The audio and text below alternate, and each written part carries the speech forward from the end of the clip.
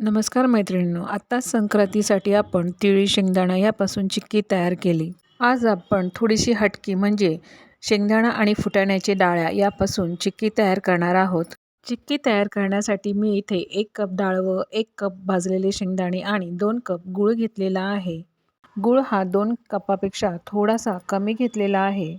फुटाण्याच्या डाळ्या आपल्याला एक 5 मिनटं तरी थोड्याशा गरम करून घ्यायच्या आहेत, म्हणजे त्या छानपैकी कुरकुरीत होतात. डाळ्या आपल्याला फक्त 5च मिनटं गरम करून घ्यायच्या आहेत. शेंगदाणे मी पहिलेच भाजून घेतले आहे आणि त्याचे साल देखील काढून घेतलेले आहे. शेंगदाणे आपल्याला मिक्सरमध्ये अगदी पल्स मोडवरती वाटून घ्यायचे आहे, म्हणजे एका दाण्याचे 2-3 तुकडे होतील इतपतच आपल्याला शेंगदाणे बारीक करायचे आहे. इथे फुटाण्याच्या डाळ्या गरम करून झाल्या आहे आणि शेंगदाणेसुद्धा आपण मिक्सरमध्ये जाडसर वाटून घेतलेले आहेत. आता याच कढईत आपण बारीक चिरून घेतलेला गूळ टाकून घेणार आहोत. गूळ कढईला लागू नये म्हणून त्यामध्ये अगदी 1 चम्मच साजूक तूप टाकून घेतले. गूळ आपल्याला शिजवताना त्यामध्ये पाण्याचा अजिबातच वापर करायचा नाही. गुळाचा पाक होईपर्यंत गॅस हा स्लोच ठेवायचा. पाक होईपर्यंत गूळ आपल्याला हलवतच राहायचे आहे, म्हणजे तो खाली लागणार नाही. गूळ वितळल्यानंतर सगळ्या बाजूनी असे बुडबुडे आल्यानंतर आपल्याला गूळ चेक करत राहायचे आहे. वाटीत थोडेसे पाणी घेऊन त्यामध्ये थोडासा पाक टाकायचा आणि पाक तयार झालेला आहे का हे चेक करत राहायचे आहे. गूळ असा हा ताणला जात असेल म्हणजे अजून आपला हा पाक शिजलेला नाही. अजून मिनिटभर आपण गुळाला शिजवून घेऊयात. मिनिटभरानंतर पुन्हा आपण पाक हा चेक करत आहोत.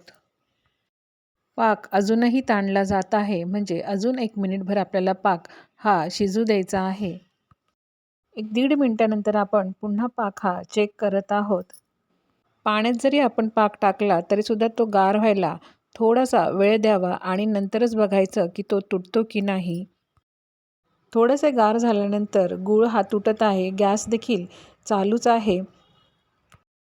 पाक आपला तयार झालेला आहे. आता यामध्ये चिमूटभर सोडा टाकून घ्यायचा. लगेचच त्यामध्ये शेंगदाणे आणि डाळव देखील टाकून घेते आणि गॅस चालू ठेवूनच हे सगळे पदार्थ आपल्याला मिक्स करून घ्यायचे आहेत. सोडा टाकल्यामुळे चिक्कीला थोडासा क्रंचीपणा येतो आणि गुळाचा रंग देखील हा छान राहतो. सोडा टाकल्यामुळे गूळ हा फुलतो, त्यामुळे सगळ्या शेंगदाण्यांना आणि डाळव्यांना गूळ हा व्यवस्थितपणे लागलेला आहे. गॅस चालू असताना देखील आपण सगळे मिक्स केलेले आहे. अजिबातच घाई करायची गरज नाही. ज्या ताटलीमध्ये हे मिश्रण काढायचे आहे त्याला तेल किंवा तूप हे आधीच लावून ठेवायचे. मिश्रण अगदी व्यवस्थित मिक्स करून झालेले आहे. आता गॅस बंद करून घेतला आणि एखाद्या ताटलीत किंवा पाटावरती हे मिश्रण काढून घेते. चिक्कीचे मिश्रण हे बऱ्यापैकी गरमच आहे, म्हणून लाटण्याला थोडेसे तेल लावून घेतले आणि आता आपल्याला पाहिजे त्या आकारामध्ये आपण हळूहळू चिक्की ही लाटून घेऊयात. चिक्कीचे मिश्रण हे थोडेसे गरम असल्यामुळे ते लाटण्याला थोडेसे लागते, म्हणून आधी वाटीला तूप लावून घेतले आणि सगळ्या बाजूने ते आधी थापून घेते. आता मिश्रण गार झाले आहे. आता लाटण्याने आपल्याला पाहिजे तेवढे पातळ आपण ही चिक्की लाटून घेऊयात. अगदी आरामशीर ही चिक्की आपल्याला लाटता येते. अजिबातच ती लाटण्याला कुठे चिटकत वगैरे नाही. डाळवं आणि शेंगदाण्याची ही चिक्की फारच छान लागते. अगदी खूपच ती गोडसर लागत नाही. दिवसभरात काहीतरी खावेसे वाटते त्यावेळी बाहेरचे चटर-फटर खाण्यापेक्षा अशी ही शेंगदाणे आणि डाळव्याची अगदी हेल्दी चिक्की खाल्ली तर फारच छान. ही चिक्की करण्यासाठी फारच घाई गडबड करावी लागत नाही. अगदी सावकाश आणि शांततेत ही चिक्की आपल्याला तयार करता येते. चिक्की लाटून झाल्यानंतर अगदी मिनिटभरानंतर ह्या चिक्कीवरचे आपल्याला पाहिजे त्या आकारामध्ये वड्या पाडून घ्यायच्या. वड्या पाडून झालेल्या आहेत. त्यात चिक्की अजून देखील गरमच आहे. तिला थोडा वेळ गार करून घेते. पहा, चिक्की अगदी गार झालेली आहे. हाताला अजिबातच काही लागत नाही. तिला आपण आता काढून घेऊयात.